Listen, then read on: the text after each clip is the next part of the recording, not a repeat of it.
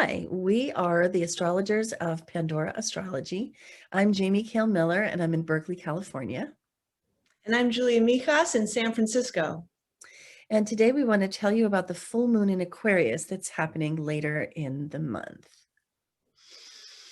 And we're calling this one community support. The moon falls in Aquarius opposite the sun in Leo with harmonious connections only, which is terrific. Trine to Vesta, trine to Ceres, sextile to Pallas Athene. And you can feel supported by your tribe under this Aquarius full moon, which draws wisdom from Pallas Athene, focus from Vesta, and common sense from Ceres. And this is kind of interesting because the previous new moon that we have a video about in our July 2021 news playlist is in Cancer, and it has a very strong family feeling, whereas this one has much more of a community feeling. This one is more about your friends, your social networks, your communities, your sense of tribe, and the people that you relate with because you want to, that you've chosen to bring into your life. So we're calling this one community support. The moon in Aquarius brings that community feeling, definitely those themes of tribe and friendship, and also the quality of objectivity and distance that characterizes those relationships, as opposed to the more watery Cancerian traits that we spoke of for the new moon, to do with family and bonding. So this one has, a theme of a little bit more space wrapped up into it. Opposite the sun in Leo, which is just very big-hearted, generous, playful, expansive. And Julia, I know you like to talk about how full moons are relational. Could you say something about that? Yeah, the full moon is literally when the sun is in the exact 180-degree opposite from the moon, aspect from the moon. So opposition aspects, whether they're happening in the sky or whether you have them in your own chart, tend to play out in our relationships. And just as Jamie mentioned, we can see more about which particular relationships this may play out in by analyzing the sign of the moon. And that's Aquarius, which is definitely not about one-to-one relationships, but relationships within a group context. Yes. And the sun in Leo is all about self-discovery, but it can also be very self-absorbed. Whereas the moon in Aquarius is about sharing, moon, which is that nurturing quality, that caring, feeling quality, in groups and spreading that out amongst many people in a tribe or a circle of friends.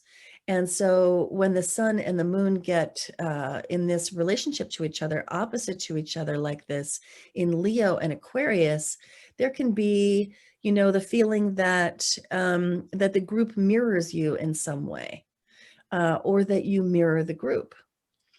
So we have a trine to Vesta, we have a trine to Ceres, we have a sextile to Pallas Athene.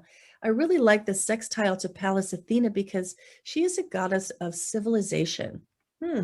She is a protectress of the city. Her virginity is a symbol of the unimpeachability, the strength of and defensibility, really, of the city wall.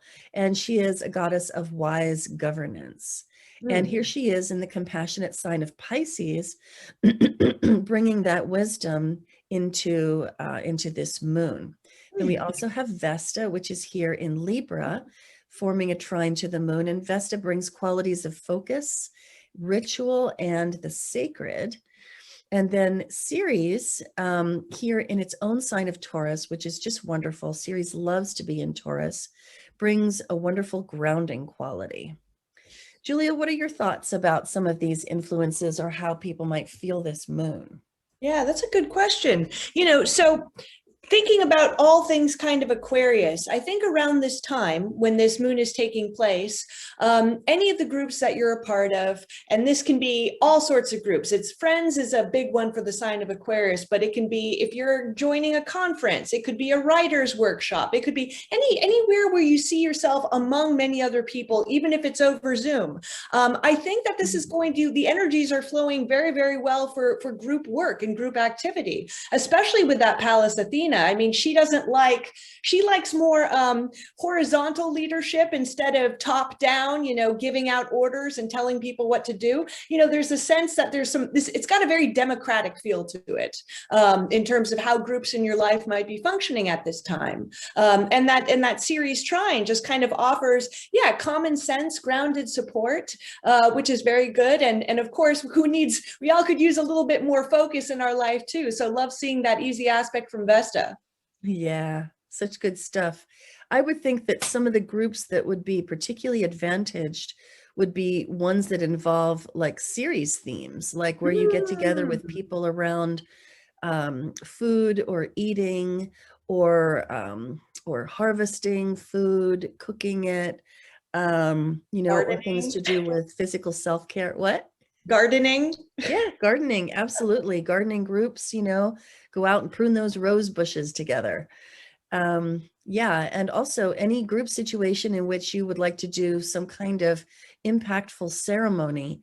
I think that the addition of Vesta is a great piece for that. So I think this moon's going to be pretty enjoyable. Well, I hope you enjoyed that. And if you did, please share it widely and join our channel, Pandora Astrology, on YouTube. Also visit our website, pandoraastrology.com, where you can find the monthly forecast, find out the news of the month, check out your horoscope video, join a class, or get a reading. And until next time, we'll see you around the cosmos. Bye-bye. Bye.